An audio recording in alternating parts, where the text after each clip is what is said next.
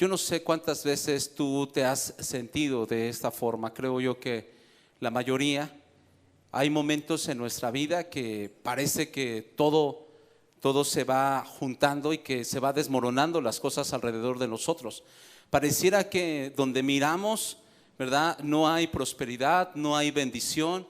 Y muchas veces creemos incluso que el diablo está ganando esa batalla, esa guerra, incluso no solo una batalla, sino pensamos que el enemigo está ganando la batalla de nuestra vida. Y lo único que vemos en momentos es el camino de la derrota. Solo vemos eso, el camino de la derrota. Pero hoy quiero compartirte cómo Dios cambia la derrota en victoria. Cómo Dios cambia esta derrota aparentemente ya definitiva. Cómo Dios cambia estas circunstancias tan difíciles que para nosotros es imposible. Cómo Dios las cambia en victoria. Y vamos a ver 3 ejemplos en esta predicación, en este mensaje. Y el primero está en Éxodo capítulo 1, versículo 12. Éxodo 1:12 vamos a leer al principio y después vamos a leer desde antes. Pero miren lo que dice Éxodo 1:12.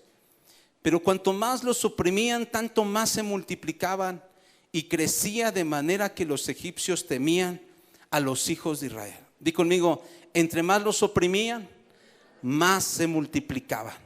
Más se multiplicaban. Ahora, ¿por qué sucede esto? Vamos a leerlo desde el versículo 5. Éxodo 1:5, por favor.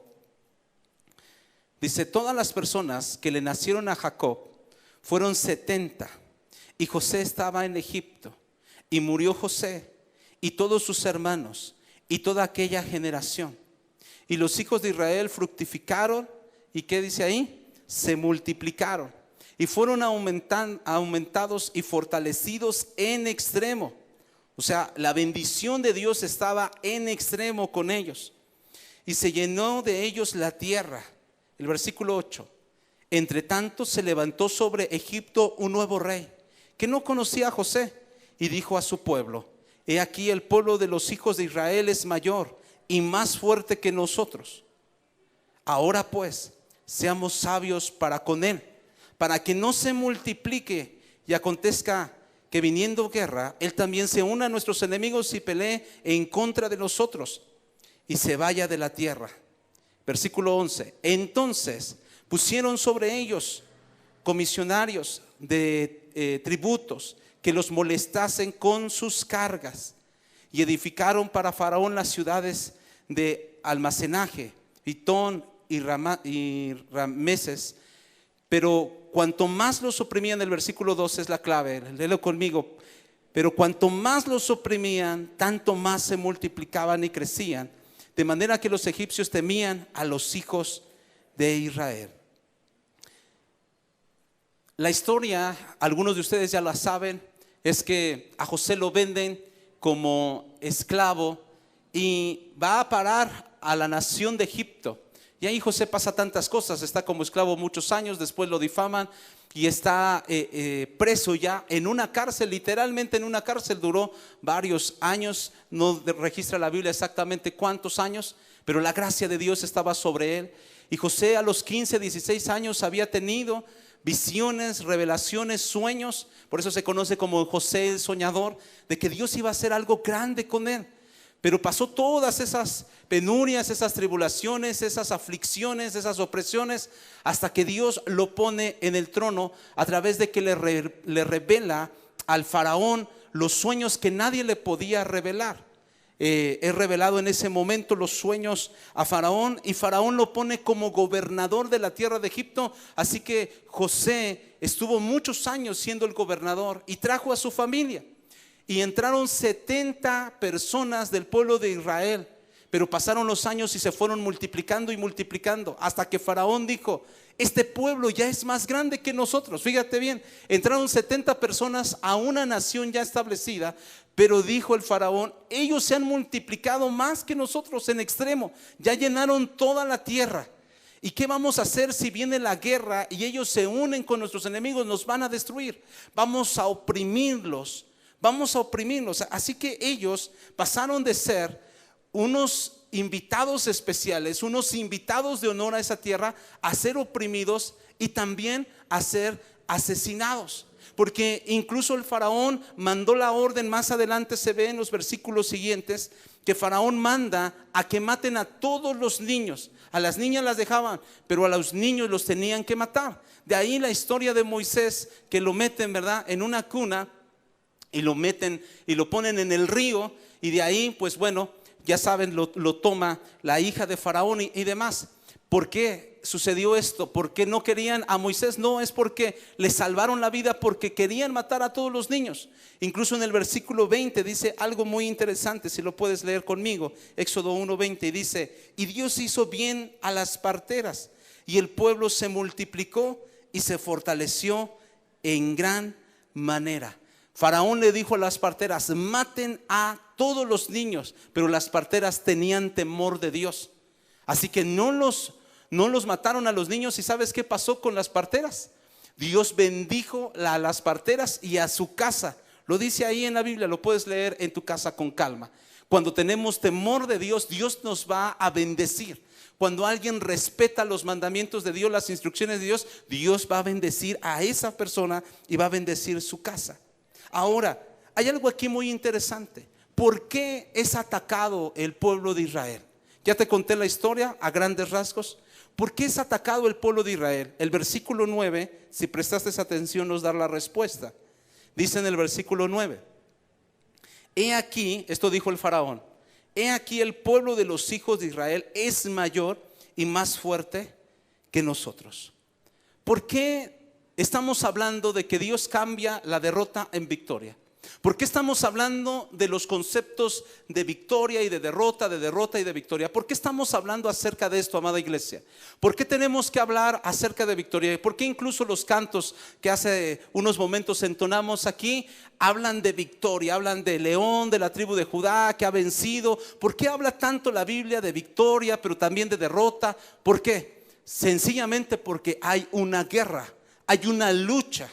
Hay una lucha, desde el principio ha habido una lucha por nuestras almas, desde que nacimos hay una lucha. Tú no sabes qué es lo que hay ahí en los hospitales cuando alguien está dando a luz en ese momento. Está Dios, pero también está el adversario muchas veces queriendo incluso desde ahí matar a ese bebé para que no haga las cosas que Dios ha planeado para él. Así que hay una lucha. Por eso es algo muy importante lo que estamos hablando, porque la victoria o la derrota viene por causa de una batalla. Cuando decimos ganó, es porque él se enfrentó, él luchó, ganó o perdió, porque también él luchó y perdió en ese momento. Entonces, quiero que tú estés consciente que hay una lucha. Quieras pelear o no quieras pelear, ya tenemos una lucha desde el momento en que nosotros nacimos. Desde ese momento, tal vez aún desde antes. Y Dios nos ha prometido la victoria. Pero el punto aquí es que ¿por qué Faraón ataca al pueblo de Israel? ¿Por qué somos atacados? Y el versículo 9 dice: porque el pueblo era más fuerte, el pueblo de Dios era más fuerte que el pueblo de Faraón. Faraón es simbolizado o es representado, más bien Satanás, a través de Faraón. ¿Sí sabes eso? Esa similitud. Satanás es representado a través de Faraón. ¿Por qué nos ataca tanto el diablo? Es lo que yo he visto, por ejemplo, en las escuelas cuando le hacen tanto bullying a alguien. No es solamente el que hace bullying es porque se siente superior a él. No, realmente no es así. Psicológicamente es todo lo contrario. Ataca más a una persona porque se siente amenazado por él. Muchas veces no hemos entendido eso, que Satanás cuanto más nos ataca es porque él se siente amenazado por nosotros, porque vamos prosperando, porque vamos multiplicándonos, porque vamos avanzando, porque vamos creciendo. Y él siempre que él se siente amenazado, como una bestia que es el diablo, va a buscar atacarnos a nosotros. Así que los ataques no son porque seamos poca cosa. Los ataques es porque somos mejor que él. ¿Cuántos dicen amén a eso? Es porque somos mejor que él, que el diablo, amada iglesia. Pero también en el versículo 10 dice algo muy importante. Leo el 9 para que te quede claro. He aquí, el pueblo de los hijos de Israel es mayor y más fuerte que nosotros. Somos una amenaza para el diablo. Pero el versículo 10 dice esto: ahora pues, seamos sabios, dice aquí el faraón, para con él, para que no se multiplique y acontezca que viniendo guerra, él también se una con nuestros enemigos y bueno, esté peleando en contra de nosotros.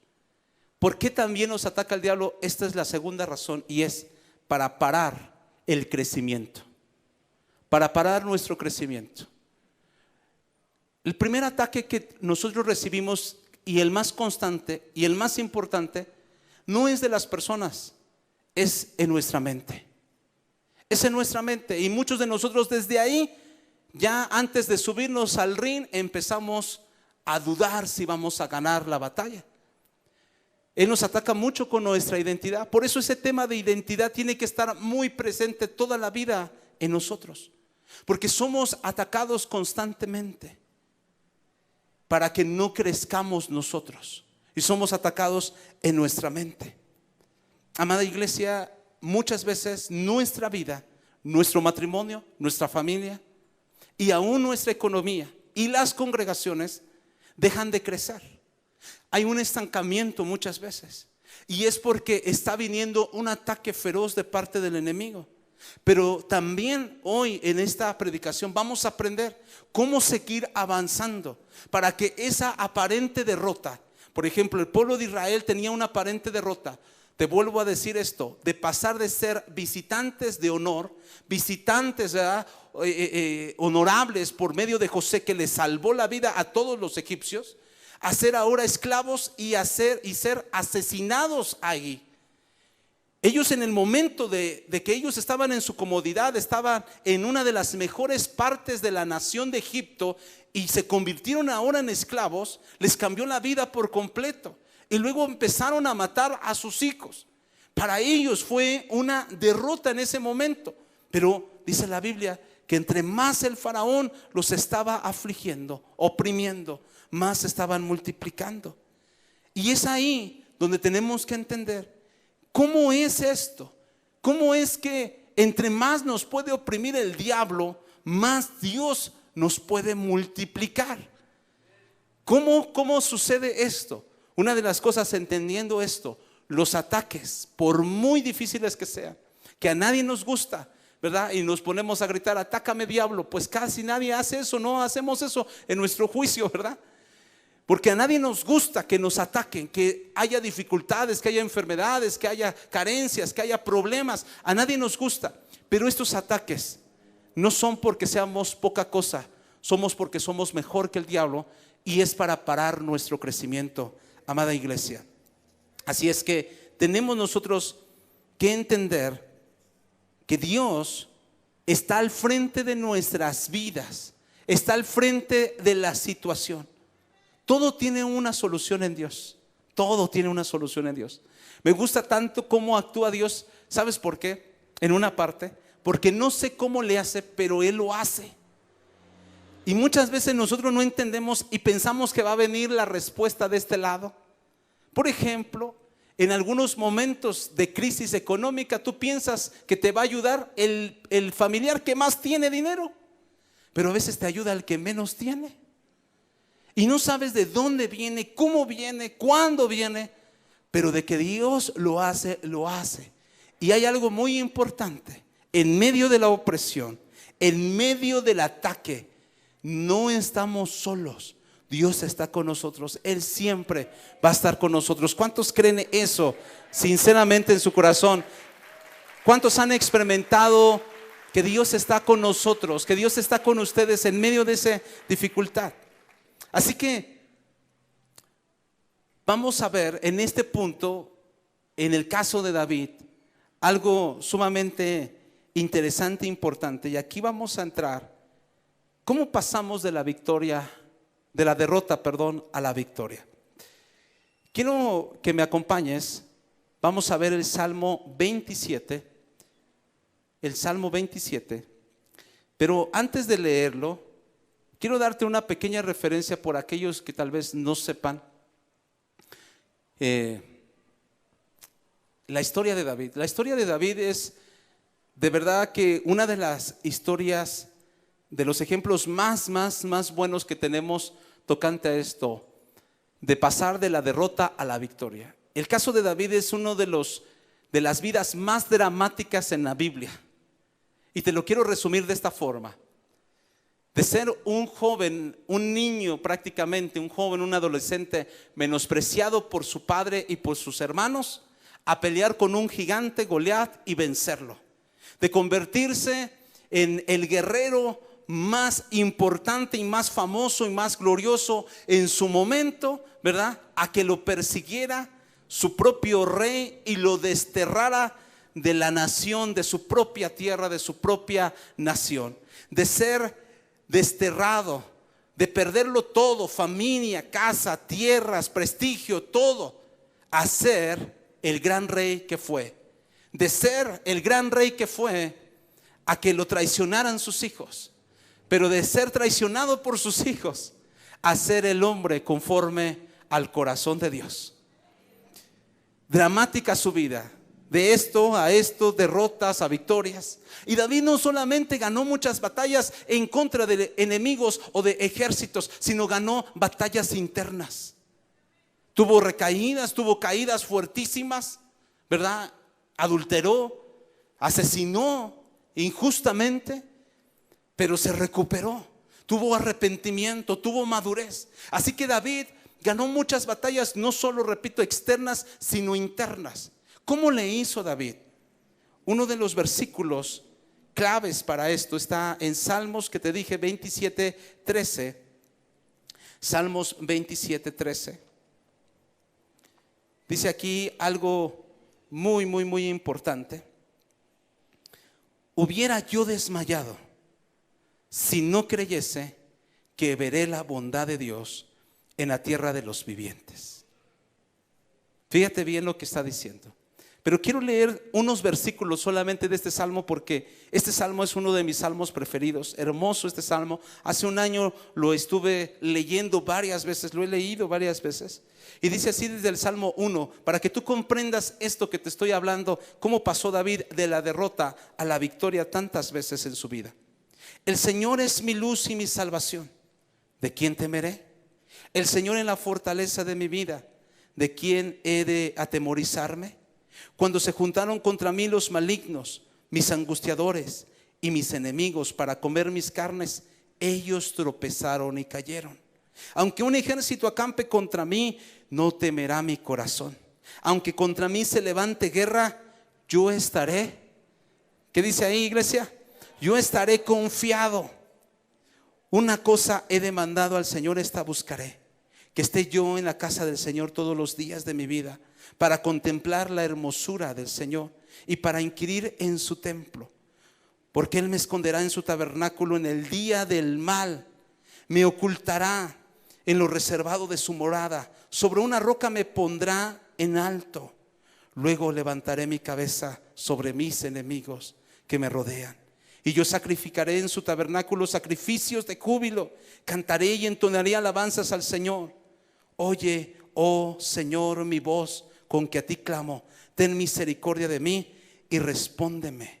Y luego nos saltamos hasta el 13 nuevamente. Hubiera yo desmayado si no creyese que veré la bondad del Señor en la tierra de los vivientes. Y el último versículo, el 14. Aguarda, dice, o espera en el Señor. Esfuérzate y aliéntese tu corazón. Sí, espera en el Señor.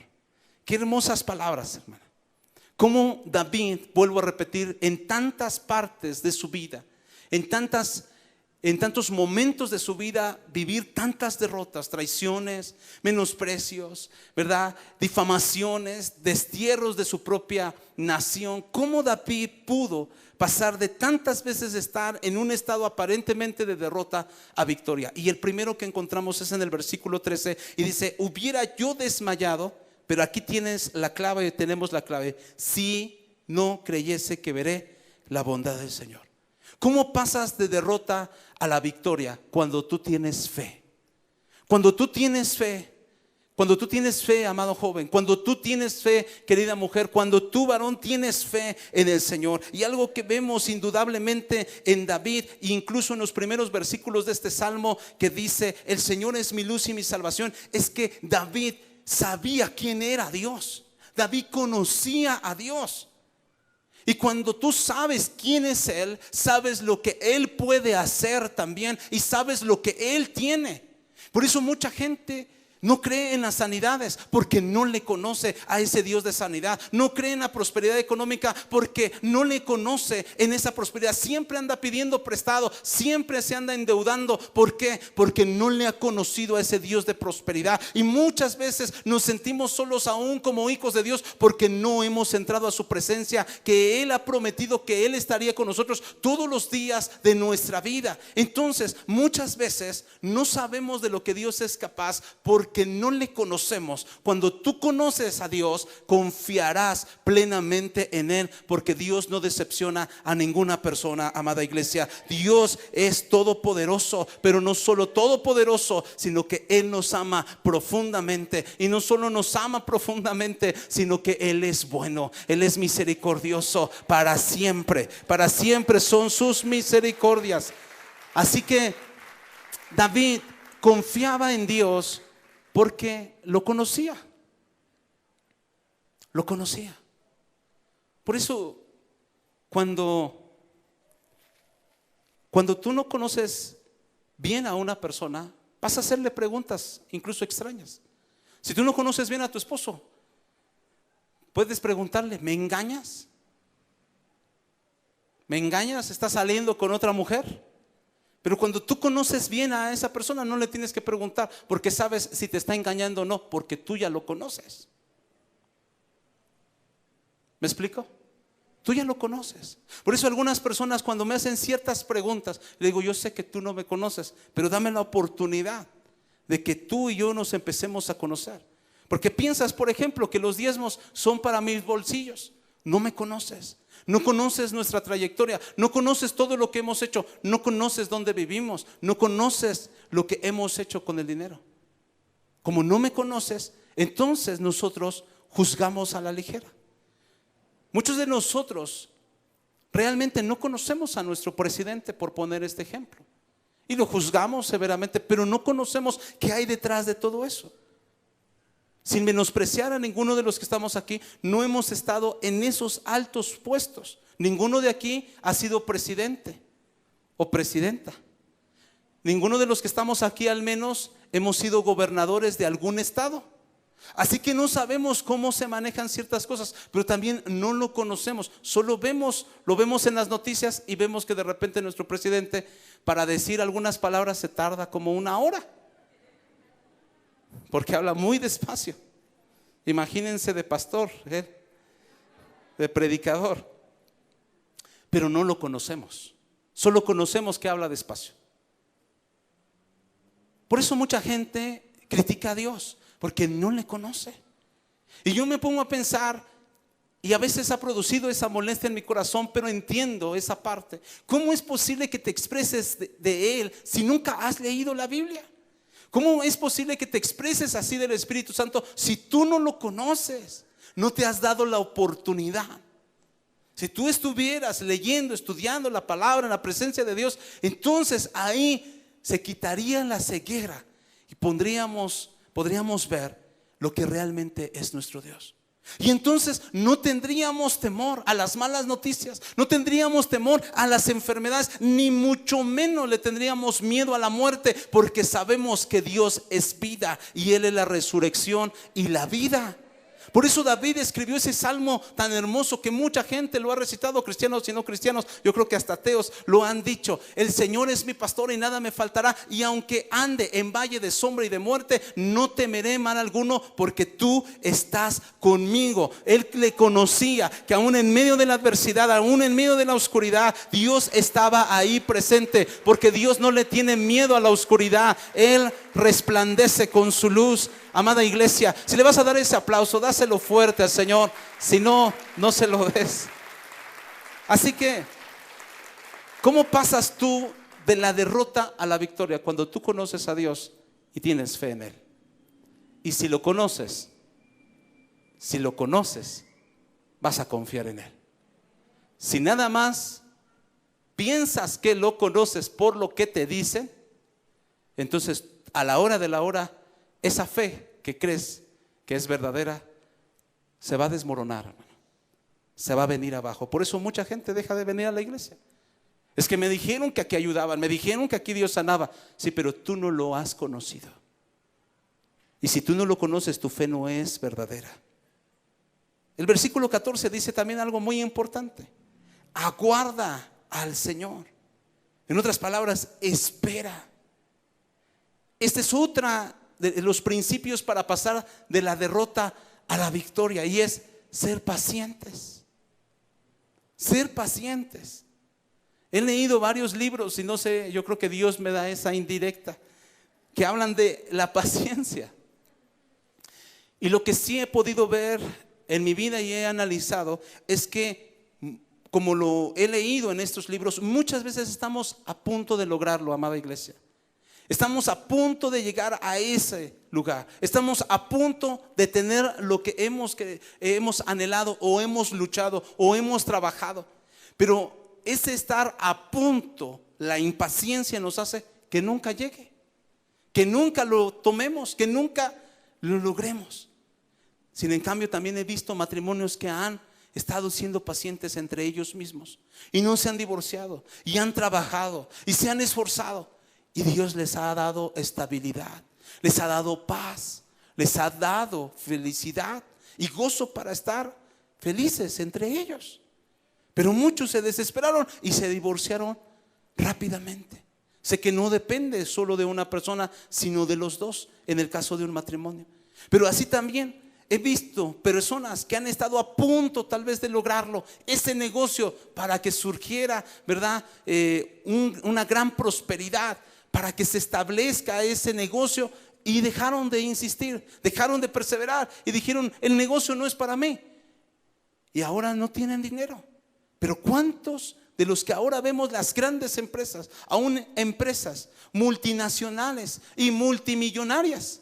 Porque hay empresas, por ejemplo, como aquí en México, la de Bimbo, que está en muchas partes del mundo. No solo aquí en México, está hasta Rusia, que está lejísimo Rusia de aquí. ¿Cómo lo lograron? La perseverancia.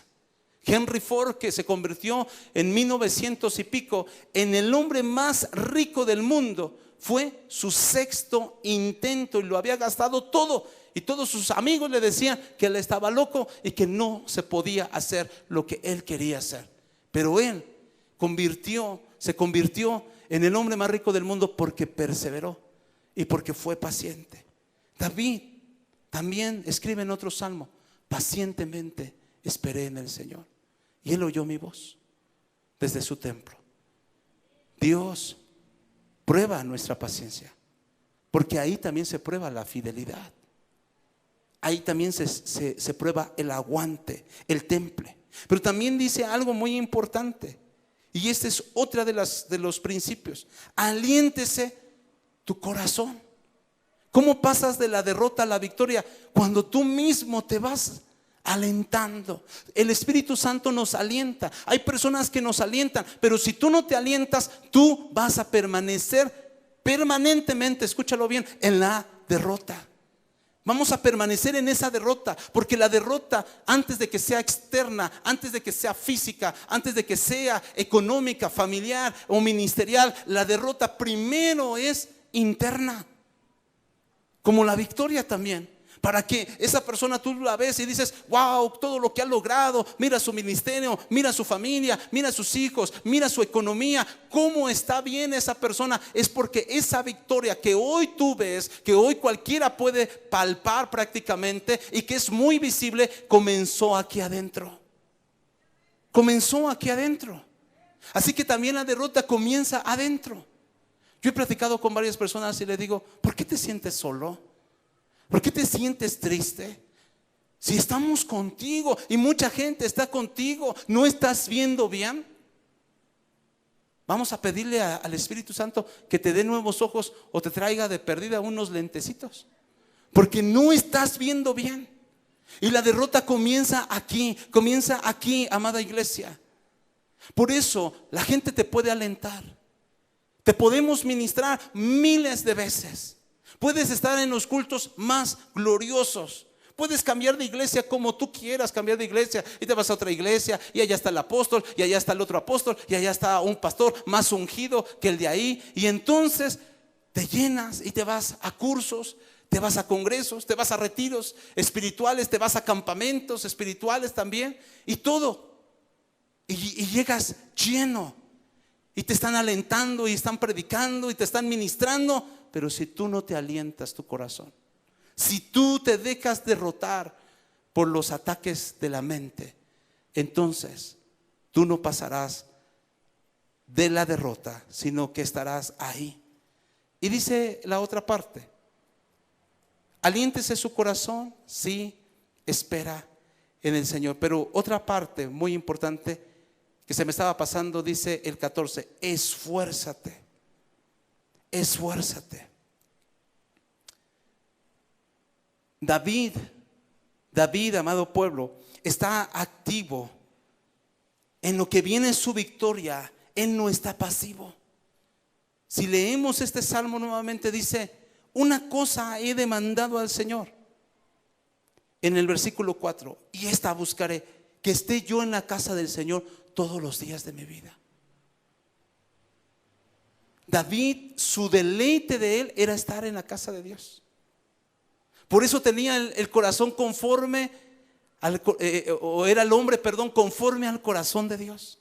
Porque él, ¿sabes que le alababa 7 veces? Hay un salmo que habla que le alababa 7 veces al día David. Y que hizo muchos instrumentos. Él creó instrumentos, inventó instrumentos musicales para alabarle a Dios. Su pasión era la alabanza. Más que ser un buen guerrero, que lo era David, era un adorador en potencia. Y le gustaba estar continuamente en la casa de Dios. Muchas canciones que se cantan en muchas congregaciones son inspiradas en el rey David. Así que David se esforzaba constantemente. No era algo así como nosotros a veces decimos: mientras llega la victoria, aquí voy a estar esperando con una Coca-Cola al lado y unas palomitas. Pues no era así. David estaba constantemente peleando, luchando, esforzándose. Sabes que cuando tú y yo nos esforzamos, tarde que temprano romperemos esa barrera que nunca hemos roto, amada iglesia. La vamos a romper en el nombre poderoso de Cristo Jesús. Así que sigue adelante con todo tu corazón. El tercer ejemplo que quiero comentarte está en Hechos 8:1. Hechos capítulo 8, versículo 1. Y antes de leerlo, quiero decirte esto que es muy importante. Este ejemplo de David, de pasar de la derrota a la victoria, aunque Dios es el que nos da la victoria, y eso todos lo tenemos que tener muy consciente, Dios es el que nos da la victoria. O sea, por más que tú hicieras lo que quieras, tú no vas a obtener la victoria si Dios no está contigo. Podrás tener dinero, podrás tener, entre comillas, una estabilidad matrimonial, familiar, pero si Dios no está ahí, en esa casa, en ese matrimonio, en esa vida, en esa familia, jamás tendrás victoria como lo que dice la palabra de Dios. Dios es el que nos da la victoria, pero también no depende solo de Dios la victoria. Si dependiera de Dios, siempre tuviéramos victoria. Te voy a decir por qué. Porque Él nunca ha perdido. Así que si dependiera de Dios, como Dios nunca ha perdido una victoria, una batalla, Él siempre nos daría o tuviéramos siempre victorias.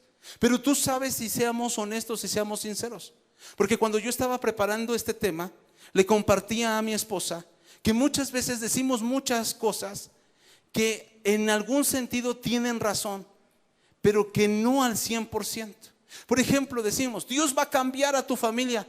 Depende. Depende, amada iglesia. ¿Depende de qué? Depende de que quieran. Esas oraciones que nosotros hemos hecho, cámbialo, Señor, transfórmalo, no son del todo bíblicas. No son de todo bíblicas ni correctas. Te voy a decir por qué. Porque Dios no puede ir en contra de la voluntad. Lo más correcto sería: convéncelo tú, abre sus ojos, muéstrale tu amor. Cada uno de nosotros que cambiamos, no cambiamos por arte de magia. No cambiamos en contra de nuestra voluntad, porque Dios no hace nada en contra de nuestra voluntad. Cambiamos porque Él nos tocó nuestro corazón, nuestra alma, y nosotros decidimos seguirlo a Él. En la Biblia tú no ves que Jesús se metía a las casas y decía: ahora me sigues y estás obligado a seguirme, si no te mando al infierno. No, Él les decía: ven y sígueme. Y la gente se levantaba y le seguía de su propia voluntad, pero ya habían sido tocados por Dios. Ya habían sido tocados por Dios anteriormente. Entonces, ¿por qué estoy mencionando esto? Porque muchas veces nosotros decimos: Él te va a dar la victoria. No depende solo la victoria de Dios, también depende de lo que tú y yo hagamos. David confió en el Señor, tuvo paciencia, le alabó, le adoró en los momentos más difíciles, como decía también el profeta. Aunque no haya esto, aunque no haya vides, aunque no haya cosecha en el campo, aunque no haya ganado, con todo eso yo alabaré al Señor y bendeciré su santo nombre. Entonces, no depende solo la victoria, así como que automática y es segura que todos la tengamos como hijos de Dios. Depende. Puede ser que tú vivas tu vida como cristiano intermitentemente, que de repente estés en victoria y de repente estés en derrota, pero Dios no quiere que siempre tu vida esté así, sino que Dios quiere estabilizar tu vida. Pero eso no depende solo de Dios, sino depende de estos principios: de alentar tu corazón, de esforzarte, de ser paciente, de creerle al Señor. Vamos a leer este versículo, Hechos 8:1, y dice así: y Saulo consentía en su muerte. En aquel día hubo una gran persecución contra la iglesia que estaba en Jerusalén, y todos fueron esparcidos por las tierras de Judea y de Samaria, salvo los apóstoles. Fíjate bien en esto, amada iglesia. Aquí, en estos versículos y aún en los versículos anteriores, se registra la muerte del primer mártir como cristiano, y fue Esteban, un joven lleno del Espíritu Santo, que era uno de los 7 diáconos que se habían escogido para servir en la iglesia. Esteban estaba lleno del Espíritu Santo, y aquí es donde se registra la muerte de Esteban. Pero también con la muerte de Esteban se empiezan a alborotar, por decirlo de esa manera coloquialmente, empiezan a levantarse los judíos y empiezan a perseguir ferozmente a muchos cristianos, de tal manera que fueron esparcidos. Y dice aquí en el versículo que acabamos de leer, 8:1 de Hechos, que fue una persecución grande. No registra si murieron más cristianos, tal vez sí, pero fue una persecución grande. Y Esteban, lleno del Espíritu Santo, había muerto. Ahora, si nosotros fuéramos los cristianos de ese tiempo, y sé muy honesto contigo mismo, solo Dios va a ver tus pensamientos, no se lo tienes que decir a nadie. Pero la pregunta es: si tú fueras ese cristiano de esos tiempos y vieras los milagros que Dios estaba haciendo a través de Pedro, de Juan, pero llega este momento que matan a Esteban, un joven inocente, lleno del Espíritu Santo, que servía a Dios, y empiezan a perseguir a muchos cristianos, y muchos salen de sus casas, pierden su familia, pierden su casa, son desterrados también por la persecución tan grande. ¿Qué pensarías? ¿Qué pensarías? Pues nosotros no estamos en esa condición, y he escuchado este tipo de comentarios cuando las cosas no nos salen bien. Cuando tenemos una aparente derrota, decimos: pero si eso que yo soy cristiano y te sirvo, bueno, cada 6 meses, pero te sirvo. Pero ¿por qué estoy así si yo soy tu hijo? ¿Qué podríamos decir si nosotros viéramos cómo matan a un cristiano? ¿Dónde estás, Dios? ¿Cómo permites que un joven tan inocente, un joven que servía, que te servía a ti, lo hayan matado? ¿Por qué no lo defendiste? ¿Por qué no cubriste? ¿Por qué entonces tus promesas son una mentira? Te aseguro que muchos de nosotros diríamos eso, pensaríamos eso y lo diríamos, amada iglesia, porque lo hemos dicho para cosas muchísimo más menores e insignificantes a veces. Nos quejamos de todo cuando no vemos toda la bendición que tenemos. Por eso decía una persona: no estás deprimido, estás distraído, porque nos enfocamos en lo que no tenemos y dejamos de ver todo lo que sí tenemos. ¿Qué diríamos nosotros? Cosas como las que acabo de mencionar. ¿Y para qué entonces te sirvo? ¿Y para qué doy mis 20 pesos de diezmo ahí? Si mira, he perdido mi trabajo y no tengo esto, y no tengo el otro, y no tengo aquello, y mira a mis hijos. Y todos pensamos que es culpa de Dios. ¿Cuál es la reacción que tuvieron la iglesia aquí? Pues en primer lugar, la reacción que tuvieron es que ellos siguieron siendo fieles. Cuando tú eres fiel, vas a pasar de la derrota a la victoria.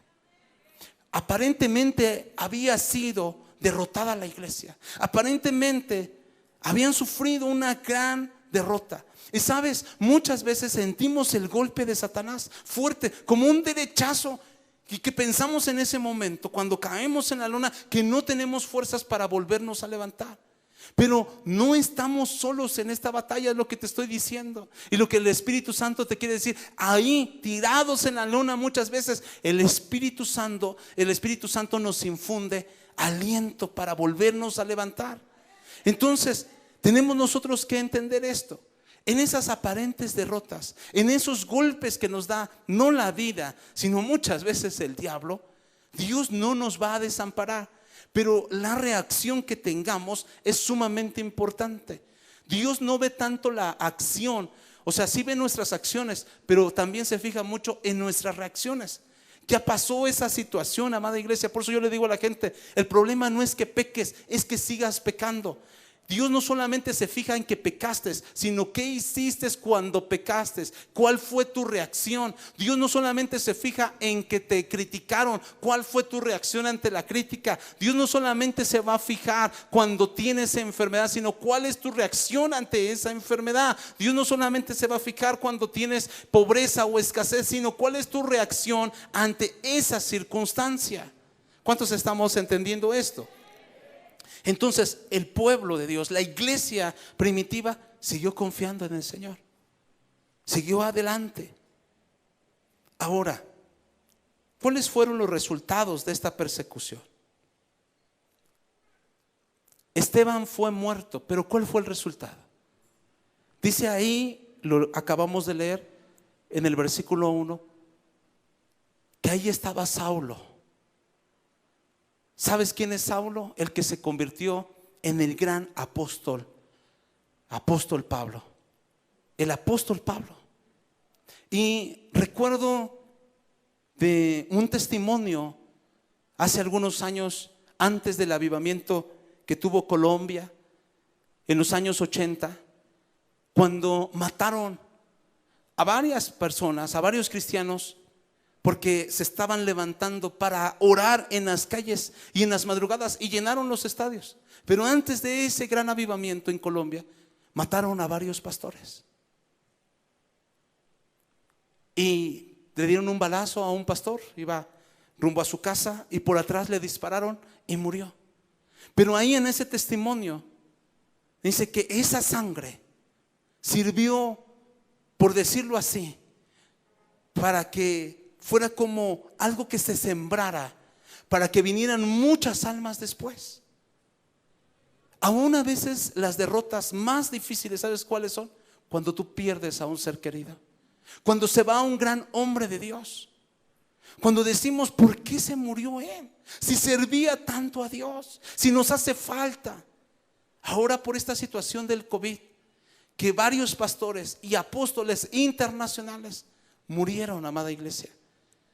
Yo en algún momento, no muy fuerte, para no ser dramático ni mucho menos, pero sí me puse un poco melancólico y me dio tristeza, por supuesto, pero también me puse a pensar, Señor, pues si es lo que más necesitamos, gente que predique, gente que te sirva, gente que impacte en el reino tuyo, que empiece a establecer tu reino, y se están muriendo y se están yendo contigo jóvenes. Y a veces se siente uno como solo, como pastor, aunque todavía quedan muchos, por supuesto. Pero no nos damos cuenta que aún en esas aparentes derrotas, amada iglesia, algo Dios va a sacar. Y sabes, esa persona que murió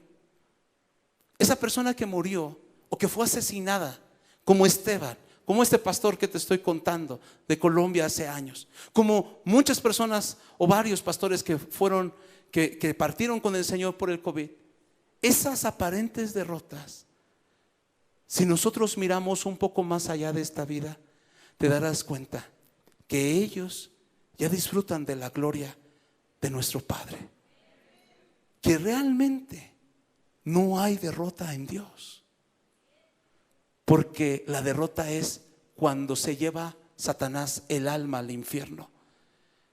Pero tu alma y mi alma es de Cristo y estará por siempre con el Señor, por toda la eternidad, día tras día y todo el tiempo, amada iglesia. Así que, ¿qué salió de aquí? De la muerte de Esteban, un gran apóstol. ¿Qué salió de esta persecución? Lo que salió de esta persecución fue que el evangelio se expandiera, que Felipe el evangelista empezara a hacer milagros en Samaria y en muchas partes, de tal manera que aún brujos se convertían al cristianismo. ¿Qué salió de todo esto? Una de las cosas que salieron es que los ataques del enemigo, las persecuciones internas o masivas, las opresiones como en el pueblo de Israel en los tiempos de Moisés. ¿Qué sale de esto? Que salgamos de nuestra zona de confort. ¿Por qué son estos ataques? Porque muchas veces oramos nuestros 5 minutos, pero cuando somos atacados ferozmente por el diablo, oramos más o nos morimos en ese momento. Así que la iglesia, cuando fue perseguida, salió de su zona de confort. Solo estaban predicando ahí, y Dios les dijo: cuando venga el Espíritu Santo, no solo me van a hacer testigos en Jerusalén, sino en Samaria, en Judea y hasta lo último de la tierra. Y parecía que se les estaba olvidando. Y a veces Dios, de alguna de otra forma, espero que lo entiendas, usa al diablo para atacarnos y darnos un empujón, porque nuestra gloria está por delante, amada iglesia. Nuestra gloria no es estática. Nuestra gloria no es solamente quedarnos en un sitio. Nuestra gloria es seguir avanzando hacia adelante. Ahí está nuestra victoria, ahí está nuestro crecimiento, ahí está lo que Dios está preparando para nosotros. Pero nos hemos quedado en una zona de confort muchas veces, en una zona de conformismo. Y por eso te digo que no depende solo de Dios para que tú tengas la victoria, sino depende también de ti. Que empecemos a movernos. ¿Por qué ha venido esto? ¿Por qué no se calman estos ataques? ¿Por qué mis hijos así? ¿Por qué mi familia así? ¿Por qué ahora he perdido mi trabajo? ¿Por qué esto? Porque hay que hacer algo más de lo que hemos estado haciendo. Y si alguien me ayuda en el teclado, por favor. Quiero ir finalizando con esto. ¿Qué vemos en la iglesia primitiva? ¿Cómo es que soportaron tantas persecuciones a muerte?